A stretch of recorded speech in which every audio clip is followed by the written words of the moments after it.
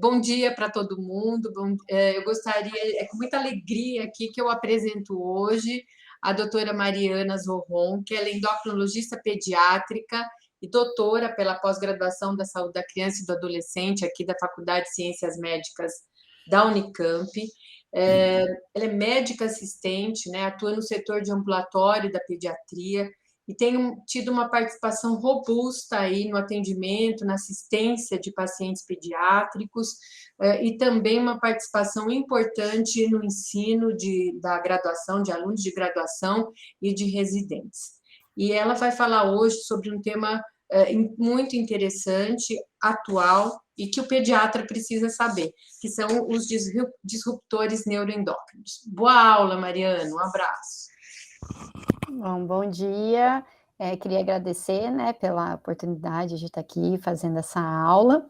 E como a doutora Adileia já falou, o tema que eu vou apresentar hoje é os disruptores ou desreguladores neuroendócrinos.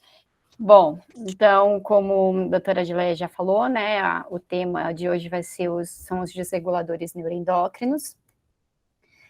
Aqui é só para relembrar um pouco vocês, né, do sistema endócrino, quais são as glândulas e as funções. Eu não vou passar um a um, é só um lembrete mesmo. Bom, e qual que é a definição, então, de desreguladores neuroendócrinos, né? Elas são substâncias naturais ou sintéticas que têm a capacidade de mimetizar e ou interferir, temporária ou permanentemente, com a síntese, secreção, transporte, ligação, ação ou eliminação de hormônios e neurotransmissores. E isso vai ter um impacto nas funções neurológicas, reprodutivas e imunológicas de animais e de seres humanos. Eles são produtos da vida cotidiana, como garrafas plásticas, latas de alimentos de metal, detergentes, alimentos, brinquedos, cosméticos, pesticidas, sendo que são conhecidos, né, que mais de 10 mil produtos químicos que são considerados como desreguladores neuroendócrinos estão autorizados e são adicionados ou estão em contato diretamente com alimentos. Só para falar um pouquinho da história, né, dos desreguladores neuroendócrinos para vocês, em 2005 teve a primeira reunião pública sobre os desreguladores pela Endocrine Society. Em 2009, a Endocrine Society foi a primeira a assumir uma posição pública em relação a esses desreguladores através de uma declaração científica. Em 2012, houve uma abordagem estratégica para a gestão internacional desses desreguladores neuroendócrinos. E em 2013, a OMS e a PNUMA, que é o Programa das Nações Unidas para o Meio Ambiente, lançaram um relatório conjunto sobre o estado de arte dos desreguladores neuroendócrinos. As evidências mais diretas em relação ao causa e efeito, né, dos desreguladores neuroendócrinos na população vieram de desastres de grande escala, incluindo tanto doses elevadas quanto doses baixas desses EDCs.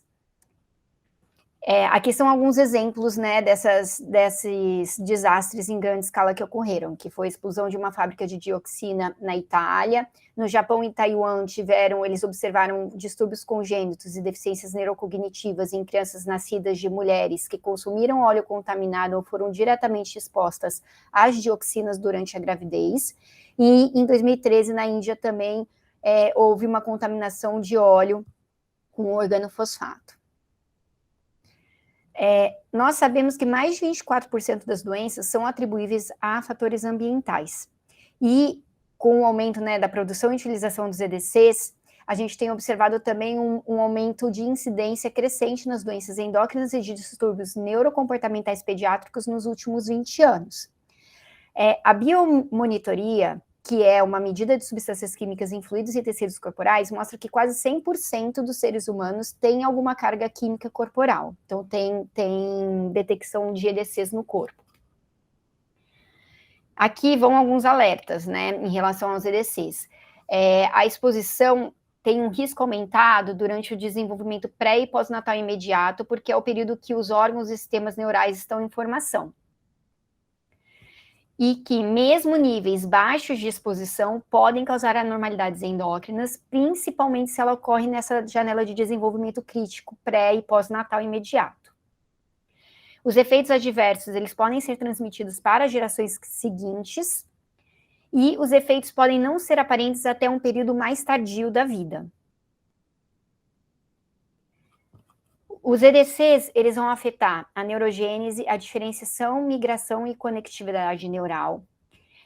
Estudos de neuroimagem mostram que já existem também alterações morfológicas com diminuição da cortical, que são consistentes com atraso de desenvolvimento em pessoas expostas a EDCs, mesmo em níveis estándares de uso. Experiências em animais mostram alterações neurobiológicas, incluindo desenvolvimento neuronal, organização sináptica, liberação e síntese de neurotransmissores e efeitos organizacionais estruturais no desenvolvimento cerebral. Lembrando, né, daquilo que eu mencionei no slide anterior, que a questão da janela da vulnerabilidade é muito importante. Então, se você é exposto, principalmente nessas fases de vulnerabilidade, o impacto provavelmente é mais expressivo. E qual que é o mecanismo de ação, então, desses desreguladores neuroendócrinos? Então, eles atuam através de receptores nucleares, não nucleares, de receptores de neurotransmissores, receptores órfãos, através de vias enzimáticas que estão envolvidas na biossíntese e no metabolismo desses hormônios ou desses neurotransmissores, e modificação da expressão gênica através de metilação de DNA e acetilação de estonas. Isso daqui é uma figura só para ilustrar, né, como que aqui seria um hormônio normal, né, endógeno, que se liga no receptor e vai fazer a sua ação. E aqui seria o desregulador neuroendócrino que vai enganar, entre aspas, esse receptor, podendo ter um efeito de bloquear ou provocar uma ação não desejada. Então, como eu mencionei, né, esses desreguladores, eles vão se ligar a esses receptores agindo de forma agonista ou antagonista. Eles também podem interferir na ação dos hormônios, não através diretamente dos receptores, mas alterando o metabolismo hepático. Eles muitas vezes têm mais de um mecanismo de ação, por exemplo, estrogênica e antiandrogênica. Eles podem ser metabolizados e gerar subprodutos com propriedades diferentes, como, por exemplo, o DDT, ele é um agonista estrogênico, mas ele, quando metabolizado, ele produz o DDE, que é um antagonista de andrógeno. Como é que acontece essa exposição, né? Ela acontece através da água contaminada, do ar contaminado, alimentos, do solo e do contato dérmico. Esses EDCs, eles são detectáveis a distâncias remotas devido a correntes de água, de ar e de animais migratórios. Eles podem não se deteriorar facilmente ou serem metabolizados em compostos ainda mais tóxicos do que a molécula-mãe. E mesmo substâncias proibidas há décadas, elas permanecem no ambiente elas podem permanecer no ambiente em níveis elevados. E outros, como por exemplo o bisfenol A, que é encontrado no plástico, ele não é tão persistente, mas como o uso é frequente, a exposição é prevalente.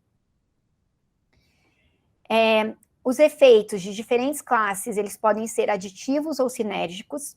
A dose-resposta não necessariamente é tradicional, ou seja, doses baixas podem ter efeitos mais potentes do que doses mais altas. E, em geral, essas substâncias são lipossolúveis, o que permite a bioacumulação em tecido adiposo e a transmissão na cadeia alimentar. Então, um animal vai se alimentando de outro, vai ingerindo a gordura e também vai sendo exposto aos EDCs que esses animais também foram expostos. A latência entre a exposição e os distúrbios, que pode levar de meses a anos, ela acaba desafiando, acaba trazendo uma dificuldade na relação de estabelecer essa relação causa-efeito. A exposição também, ela é única para cada indivíduo. Por quê? Porque o metabolismo de cada indivíduo é diferente, a composição corporal e existe uma variabilidade de meia-vida dessas substâncias em cada organismo. E onde que eles podem ser encontrados, então? Eles são encontrados em pesticidas, em produtos para crianças, em materiais que estão em contato com alimentos, em materiais eletrônicos, de construção, automóveis. Então, agora eu vou falar um pouquinho de de alguns EDCs que são mais comuns. Então, o fitalato, né? O fitalato, ele é encontrado como plastificante na fabricação de vinil, em dispositivos médicos, em produtos de cuidados pessoais, embalagens de alimentos, produtos infantis, solventes, lacas, vernizes, produtos perfumados, tinta, argila, cera, corante. E qual que vai ser a ação dele, né? Ele interfere na produção da testosterona, podendo causar anormalidades genitais em meninos, podendo diminuir a produção de espermatozoides, levar a endometriose e anormalidades metabólicas. Os metais pesados. O mercúrio, ele pode causar manifestações neurológicas. O cádmio, ele compete com o ferro e com o zinco, podendo provocar restrição de crescimento intrauterino. E o chumbo, que eu vou falar mais adiante. Então, o chumbo, ele está presente em combustíveis, em pinturas, tubulações de água, de soldagem, banheiras, brinquedos, maquiagem, medicamentos. Pode ser também, você pode ser exposto através da ingestão de água e alimentos contaminados. Ele acumula no osso esquelético ao longo do tempo. E níveis elevados estão associados à alteração na função tiroidiana e prejuízo na função testicular. Outro EDC seria os fitoestrogênios, que são substâncias presentes em plantas que têm atividade hormonal-like, né? A mais conhecida delas é a isoflavona e a soja. A soja. Não há documentação de problemas específicos na saúde de bebês humanos que receberam a fórmula de soja. Lembrando que crianças são mais sensíveis à exposição ao estrogênio. E que lactentes são afetados de forma diferente do que adulto e crianças, já que a dieta deles é basicamente de leite. Um estudo mostrou que as concentrações urinárias de fitoestrógenos é cerca de 500 vezes maior em bebês alimentados com fórmula à base de soja do que aqueles alimentados com fórmula à base de leite de vaca. E que o consumo em menores de 6 meses de idade, né, da soja com fórmula de soja, esteve associado a uma discreta redução na média da idade da menarca. Porém, esse efeito, né, como a gente falou anteriormente também, ele pode não ser aparente até anos mais tarde. Ele está associado também à puberdade, a sua exposição está associada à puberdade precoce feminina e alterações no desenvolvimento do tecido mamário.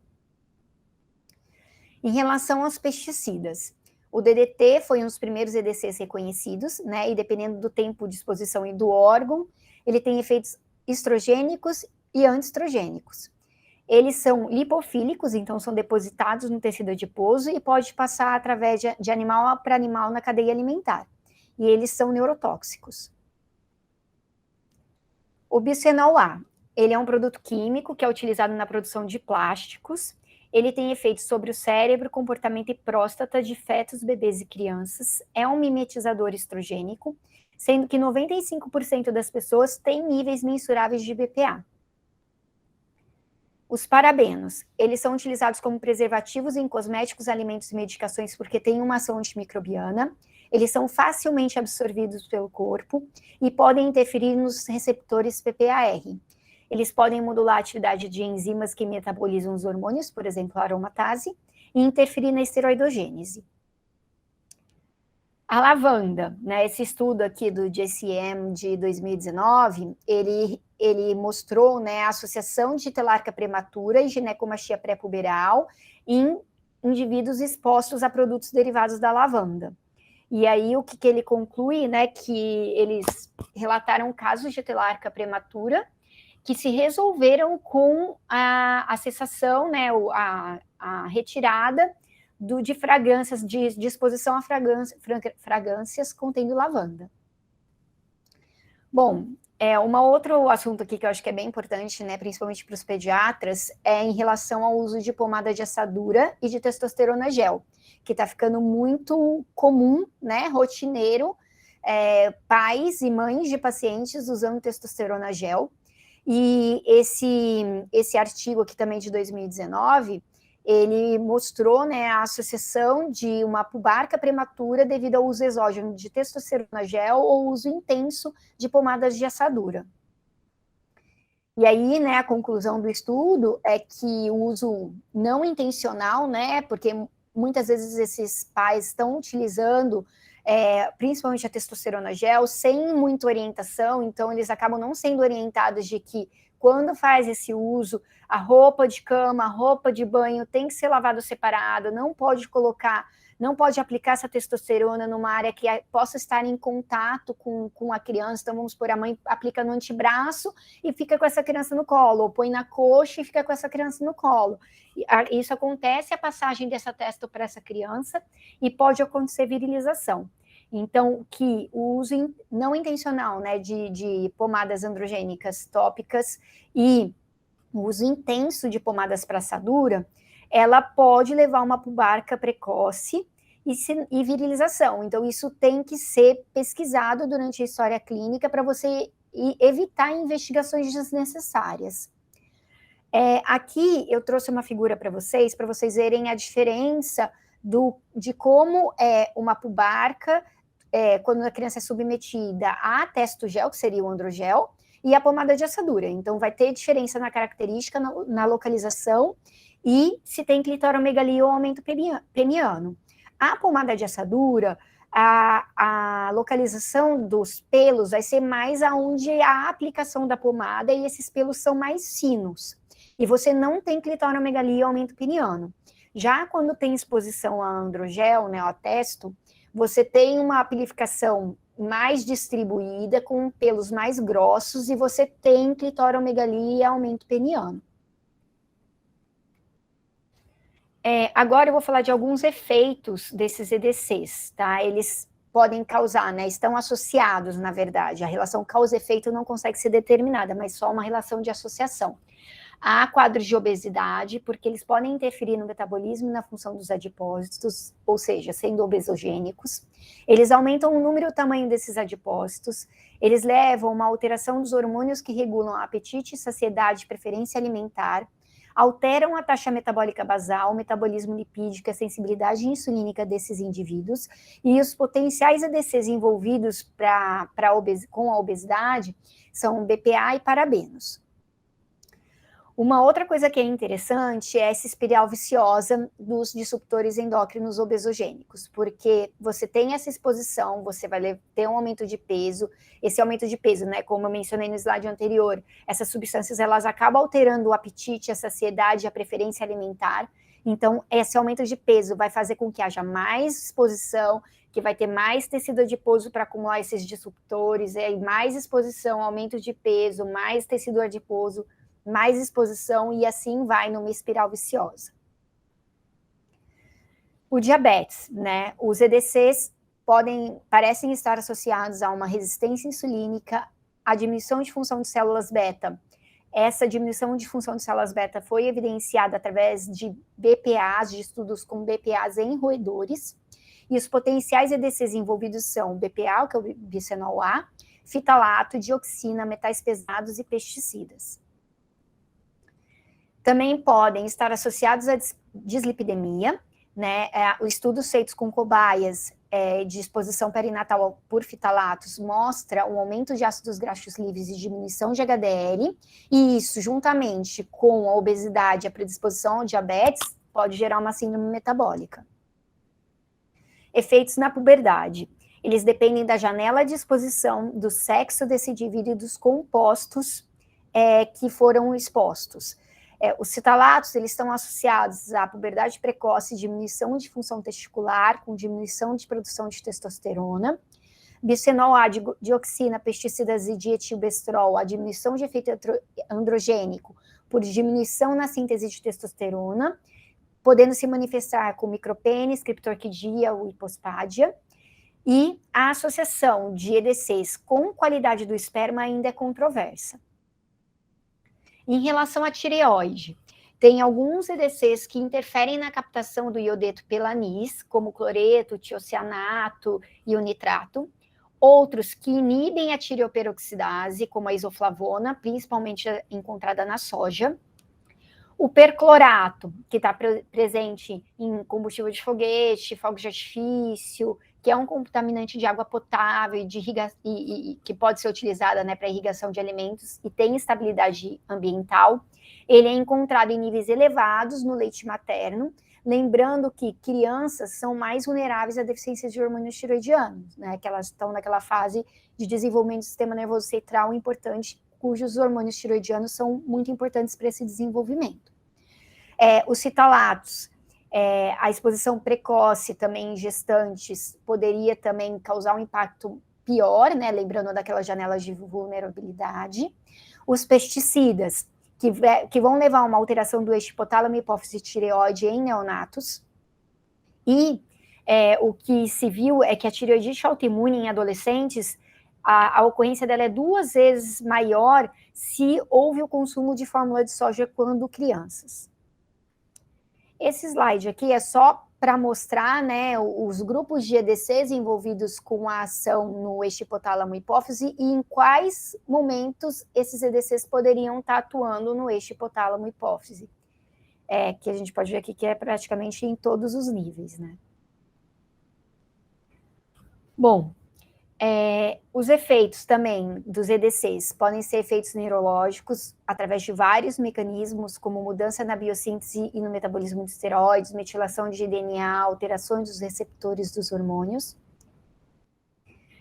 Eles podem causar uma neurotoxicidade noradrenérgica, serotoninérgica, dopaminérgica e de outros neurotransmissores, produzindo efeitos na cognição, aprendizagem e memória. É especulado que cérebros de mamíferos machos tornam-se masculinizados e defeminizados devido às ações de estradiol e testosterona durante o desenvolvimento testicular embrionário e pós-natal. E os PCBs, fitoestrógenos, fungicidas, pesticidas e outros xenobióticos poderiam perturbar, então, essa diferenciação sexual do cérebro quando essa exposição pré-natal. A exposição embrionária, né? Agora eu vou trazer algumas curiosidades. A exposição embrionária tardia e ou pós-natal precoce a doses baixas de PCB, soja, afetou de forma significativa e negativa o comportamento de acasalamento em ratos fêmeas. O tratamento pós-natal precoce com mestrol, que é um fitoestrógeno, ele diminuiu comportamentos sexuais femininos e masculinos em animais. E esses resultados são consistentes de que os EDCs têm efeitos neuroendócrinos no hipotálamo. É importante também, né, que agora, com questão de camada de ozônio, questão de câncer de pele, etc., a gente sabe que os filtros solares, eles contêm substâncias que têm atividade estrogênica e se interroga se a exposição precoce, né, em seres humanos, então, por exemplo, a mãe que usa o protetor solar, ela poderia estar fazendo com que tivesse uma alteração no desenvolvimento da glândula prostática, de crescimento e expressão do gene na próstata, e isso foi visto em ratos, né? Mas se interroga se isso também não poderia estar acontecendo em humanos. Outra curiosidade também é que produtos sinais da glicação avançada, exógenos, por exemplo, de cigarro ou alimentos cozidos em altas temperaturas, né, que a famosa air fryer, as refeições pré-cozidas e algumas bebidas, elas poderiam trazer impacto negativo sobre os tecidos cardiometabólicos, gerando lesão tecidual com geração intracelular de radicais livres e estresse oxidativo. Então, todo mundo acha, né, que essas refeições pré-cozidas ou a air fryer é muito saudável, mas não tomem cuidado, não é bem assim. E quais são os desafios, então, né, em relação a essa questão dos desreguladores neuroendócrinos? Muitas vezes são necessários longos períodos de tempo entre a exposição e os efeitos. O ideal é que esses estudos acontecessem desde a fase intraútero, mas aí entra a questão ética e a questão de riscos, né, também para esse feto. O alvo está sempre em movimento, porque os indivíduos e as populações expostas, elas mudam, né, de lugar, e também existe toda a questão da corrente de ar, de água, que levam esses EDCs para distâncias remotas. Eles tendem a ser liberados no meio ambiente como misturas, ao invés de um produto químico puro, né? E essas misturas têm efeitos simultâneos que podem ser sinérgicos, aditivos ou antagonistas. A janela de vulnerabilidade, né? Então, é uma questão importante, porque o tempo de exposição e o momento da exposição é fundamental para entender quais os órgãos afetados e como eles vão ser afetados. O órgão que esteja se desenvolvendo, então, durante a exposição, ele é mais suscetível, né, de ser afetado do que aqueles que já concluíram o processo de desenvolvimento. A relação linear simples entre dose e toxicidade, que é feita pelos estudos de segurança, né, desses EDCs, é uma relação assim, a dose é tóxica ou não é tóxica, mas a gente viu, né, que não necessariamente doses maiores produzem toxicidade maior. Os testes tradicionais, eles fazem testes em animais, né, em animais adultos, então não pegam aquela fase de janela de vulnerabilidade, tá? Os testes que eu digo não são os estudos, são testes para liberação, para aprovação da utilização dessas substâncias, por exemplo, em brinquedos, em alimentos, etc., né? E, então, eles testam não durante a fase que seria mais suscetível, tá? Eles testam em animais e não em humanos, e testam em adultos. E a segurança é definida como morte ou câncer, sendo que a gente viu, né, que os efeitos ali vão muito além da morte e do câncer, eles estão relacionados à puberdade, reprodução, outras questões que não são estudadas nos testes tradicionais. E esses testes também eles são feitos com compostos puros. Então, como a gente viu, a maioria desses compostos, desses EDCs, são compostos misturados, né? Não é um composto puro, mas os estudos de segurança são feitos só com um composto puro. Além disso, mesmo nos estudos clínicos, existe uma grande heterogeneidade dos estudos, porque os métodos de detecção desses EDCs nos estudos são diferentes, existem falta de fatores de controle para fatores confundidores, a definição de população exposta e não exposta é heterogênea, a exposição muitas vezes é simultânea e contínua a diferentes EDCs, o tipo de efeito depende do estágio do desenvolvimento que houve essa exposição, as populações utilizadas têm um background genético não idêntico, os efeitos epigenéticos podem se manifestar só em gerações subsequentes, existem faltas de estudos de intervenção justamente pelas questões éticas, e lembrando também que os estudos randomizados controlados são diferentes do estudo de vida real.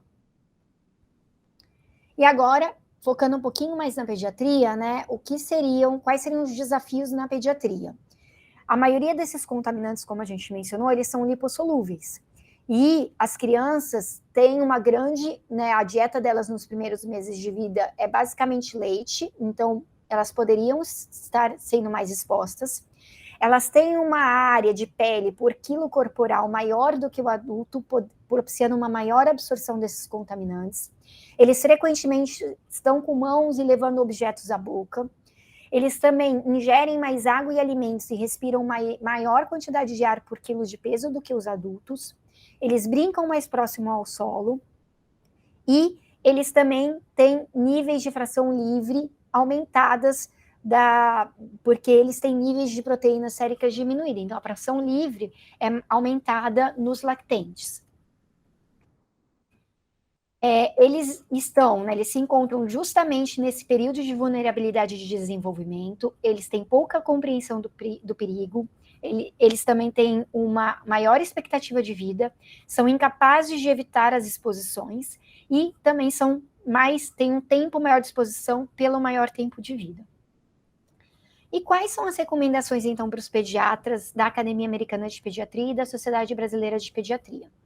Então, que se priorize o consumo de alimentos frescos, evite o consumo de alimentos processados, principalmente embutidos, que se lave todas as frutas e vegetais que não podem ser descascados, evite o consumo de agrotóxicos, que você saiba a procedência desses peixes e desses frutos do mar, evite o consumo de vísceras e fígado no primeiro ano de vida, retire a gordura visível da carne antes do preparo, frutas e legumes que não podem ser descascados devem permanecer num molho, né, de uma solução de 1 de vinagre para 3 de água por 10 minutos, e descascar frutas e vegetais. Evitar aquecer alimentos em embalagens plásticas em micro-ondas e colocar na máquina de lavar louça. Evitar os plásticos com os códigos 3, 6 e 7. Evitar o uso de potes e panelas de artesanato com tinta de origem desconhecida. Evitar beber água que esteve armazenada em garrafas PET exposta a alta temperatura. Evitar levar ao freezer alimentos e bebidas acondicionadas em plástico. E esse daqui é um folder que eu trouxe para vocês, que eu encontrei na internet, que eu achei bem interessante, né, de 10 dicas para se evitar o contato com desreguladores endócrinos. Como considerações finais, o que eu queria deixar, né, que os EDCs, eles podem afetar não só o indivíduo exposto, mas também as gerações subsequentes, que existe uma dificuldade de estabelecer a relação causa-efeito por conta de tudo aquilo que eu mencionei anteriormente, né? Então, a maioria dos estudos mostram uma relação de associação, mas não de causa e efeito. A exposição fetal pode provocar mudanças permanentes na função, principalmente se acontece essa exposição durante aquele período de vulnerabilidade. Existe uma relação, né, com obesidade, doenças do trato reprodutivo e alguns tipos de câncer, e são necessárias medidas urgentes para diminuir a exposição humana a esses EDCs. Aqui são as referências. E obrigada. Parabéns, Mariana. Muito interessante, uma mensagem importante aí para a gente. Fica difícil viver, né? Parece que está muito difícil. Pois é, a hora que você lê essas coisas da vontade, você fala assim, não, vou morrer, eu não respiro, eu não como, eu não bebo água, eu não faço mais nada. Mariana, assim, pensando nisso, eu vou abrir a palavra para todos aqui que estão nos ouvindo, e nos assistindo. Eu só gostaria de falar assim, que mensagem você poderia passar para a gente, para os pediatras, assim, de como lidar de uma maneira prática com isso, assim, numa consulta aí, né? Em 5 minutos, o que a gente poderia falar para o paciente, assim, ou para a mãe desses pacientes? Eu sei que você colocou algumas coisas, mas na sua opinião aí, o que você acha de tudo isso? Eu acho que assim, a primeira coisa é você pensar, né? Então, perguntar, né? E tentar ter uma vida mais saudável possível, né? O que seria isso? Então, evitar industrializado, sempre tentar pegar alimentos mais frescos, não enlatados. Veio no pacotinho, já começou a complicar, né? Então, esses produtos que duram muito tempo, 6 meses, não é possível que o negócio não tenha nada de produto químico ali, não é, né? Não tem como, se você deixa uma fruta em uma semana, ela estraga. Então, perguntar, evitar o consumo desses industrializados, falar para a mãe, né? Porque hoje em dia está muito corrida, etc.